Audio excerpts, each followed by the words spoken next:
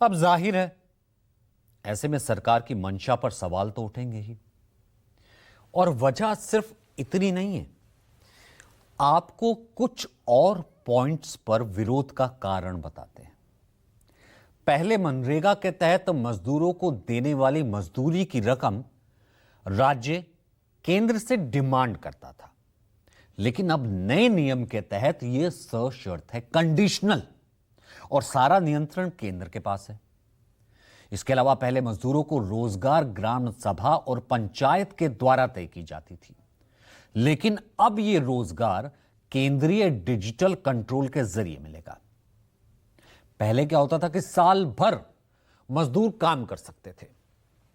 अब नए बिल के मुताबिक खेती के पीक टाइम यानी बुआई और कटाई के दौरान साल में 60 दिन काम नहीं दिया जाएगा। यह और भी हैरान करने वाला है, क्योंकि काम तो वैसे भी सरकार पहले भी मजदूरों को 60 दिन का गारंटी कहती थी, लेकिन 60 दिन का दे ही नहीं पाती थी। अब ऊपर से साल के 60 दिन एक और तय कर दिए कि इतने दिन मजदूरों को काम ही नहीं मिलेगा। 60 ये और माइनस कर दीजिए, यानी इतने दिन वे मजदूर किसी और काम पर निर्भर रहने को मजबूर रहेंगे। एक आंकड़ा आपको बताते शेयर करते हैं। केंद्र के ग्रामीण विकास मंत्रालय के मुताबिक वित्तीय वर्ष 2020-21 की बात करें तो आंकड़े कहते हैं कि 51.54 दिन ही मनरेगा में प्रति परिवार को रोजगार दिया जा सका, लगभग 52 दिन। 21-22 में जो औसत दिन थे, जो एवरेज आया, वो लगभग 50 दिन के करीब। 22-23 पे 47.84, 23-24 में 57.14 और 24-25 में 50.24 रह गया। यानी एक परिवार को साल में औसत इतने दिन ही मनरेगा के तहत काम मिला। अब इतने दिन काम मिला तो उसकी मजदूरी इतनी मिली, जबकि गारंटी कम से कम 100 दिन की है।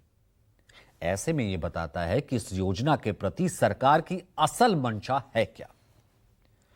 लिबटेक की एक रिपोर्ट में दावा किया गया है कि साल 2024-25 के वित्तीय वर्ष में अप्रैल से सितंबर के बीच मनरेगा के 44.8 लाख से अधिक मजदूरों का नाम योजना से हटा दिया गया। रिपोर्ट में यह भी दावा किया गया कि इस दौरान सिर्फ 45.4 लाख नए मजदूर ही जोड़े गए हैं। ना सिर्फ काम के दिनों को लेकर, बल्कि इस योजना के लिए बजट एलोकेशन में भी सरकार की नीयत साफ दिख रही है। केंद्रीय ग्रामीण विकास मंत्रालय की ओर से जारी एक रिपोर्ट के मुताबिक मनरेगा के लिए केंद्र का बजट वित्तीय वर्ष 2020-21 में 11,11,070.86 करोड़ रुपए की राशि जारी की गई। इसके बाद 2021-22 में यह घटाकर 98,467 के करीब करोड़ हो गया। उसके बाद ये 90,810 करोड़, 2023-24 में 79,268.30 करोड़ और 2024-25 में यह घटकर 85,838.76 करोड़ हो गया।